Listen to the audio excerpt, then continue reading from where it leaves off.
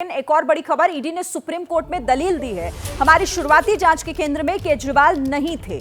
जांच के दौरान उनका नाम सामने आया। केजरीवाल के 100 करोड़ मांगने के सबूत हैं हमारे पास। तो देखिए, ये बड़ा अपडेट है क्योंकि दलील सुप्रीम कोर्ट में जो ईडी की तरफ से दी गई, ये महत्वपूर्ण है इस केस से जुड़ी हुई, क्योंकि ईडी ने कहा कि हमारी शुरुआती जांच के केंद्र में उस वक्त अरविंद केजरीवाल नहीं थे, लेकिन जैसे जैसे जांच आगे बढ़ी, कई पहलू सामने आए, उसके बाद अरविंद केजरीवाल का जिक्र हुआ और वो इसमें शामिल हुए।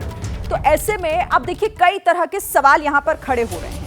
सवाल यह भी कि अरविंद केजरीवाल को क्या जमानत मिलेगी, ये बड़ा सवाल है। और इस बड़ी स्क्रीन पर आपको बताते हैं कि इस पूरे मामले पर केजरीवाल की जमानत से जुड़ी हुई क्या कुछ इसमें बातें सामने आई। जस्टिस खन्ना, चुनाव का समय, दिल्ली के सीएम जेल में हैं। सॉलिसिटर जनरल की तरफ से कहा गया कि यह गलत उदाहरण होगा, एक नेता को अलग से आखिर रियायत क्यों। सॉलिसिटर जनरल ने यह भी कहा कि फसल के मौसम में किसान जेल में हो तो क्या फिर उन्हें बेल मिल जानी चाहिए। किसानों का जिक्र हुआ इस तरीके से यहां पर, और यह भी कहा कि चुनाव 5 साल में आता है, फसल का मौसम हर 6 महीने में आता है। जस्टिस खन्ना की तरफ से यह कहा गया, जज 100 करोड़ प्रोसीड्स ऑफ क्राइम है, लेकिन घोटाले को 1100 करोड़ का बताया जा रहा है, ये बढ़त कैसे, ये भी उठा। ईडी की तरफ से दलील ये रही कि होलसेल व्यापारियों को गलत तरीके से भारी लाभ करवाया गया। ईडी ने इस बात का जिक्र कोर्ट में किया। जज की तरफ से कहा गया कि केजरीवाल और पहली गिरफ्तारी के बीच 2 साल का वक्त, ये सही नहीं लगता। ये यहां पर जज की तरफ से पॉइंट आउट किया गया। ईडी ने कहा कि हमारे पास सबूत है कि केजरीवाल ने खुद 100 करोड़ रुपए की मांग की है। 100 करोड़ की मांग के सबूत हैं उनके पास। सॉलिसिटर जनरल ने कहा कि यह संदेश नहीं जाना चाहिए कि नेता आम नागरिक से अलग हैं और उन्हें इस तरह के केस में रियायत मिलनी चाहिए। जज ने कहा कि इस पहलू का भी ध्यान रखा जाएगा। कोर्ट में यह कुछ हुआ। और सॉलिसिटर जनरल, इनका प्रचार करना या ना करना चिंता का विषय नहीं हो सकता। प्रचार नहीं करेंगे तो आसमान नहीं टूट पड़ेगा, यह कोर्ट में कहा गया। जज की तरफ से कहा गया कि हमने इस बात को भी नोट किया है कि वो 6 महीने तक समन पर पेश होने से आखिर बचते क्यों रहे। आपको याद होगा, बार बार समन जारी होता था, लेकिन अरविंद केजरीवाल उस पर ध्यान नहीं देते थे और उस पर पेश भी नहीं होते थे, क्योंकि वो इसे पूरी तरीके से पॉलिटिकल बता रहे थे। दीपक रावत का रुख कर लेते हैं। दीपक, अब इस मामले में फिर से वही सवाल कि आम आदमी पार्टी अब करेगी क्या, अगला स्टैंड क्या होगा?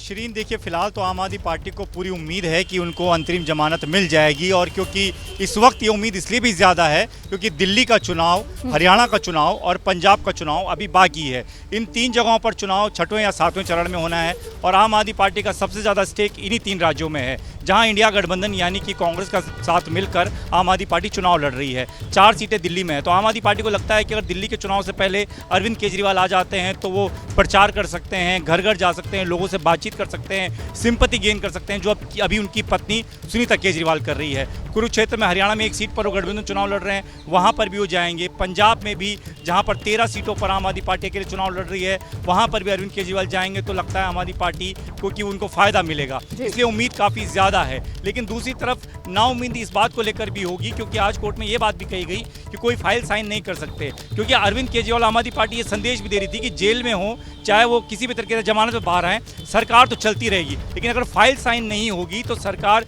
कैसे चला पाएंगे, कैसे कामकाज होगा। क्योंकि एलजी तो साफ तौर पर कह देते हैं कि जब तक मुख्यमंत्री से मुझे फाइल नहीं आएगी, मैं फाइल आगे नहीं बढ़ाऊंगा। हालांकि आज कोर्ट में भी ये कहा गया सिंघवी की तरफ से कि एलजी को भी निर्देश दिए जाएं कि वो इस बात को लेकर फाइलें न अटकाएं।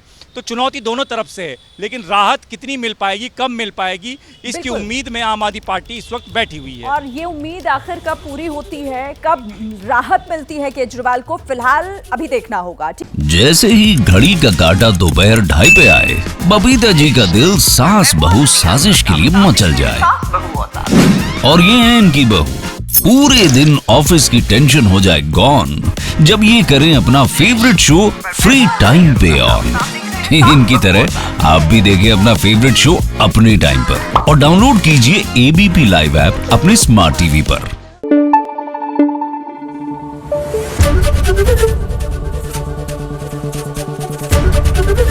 एबीपी न्यूज आपको रखे आगे।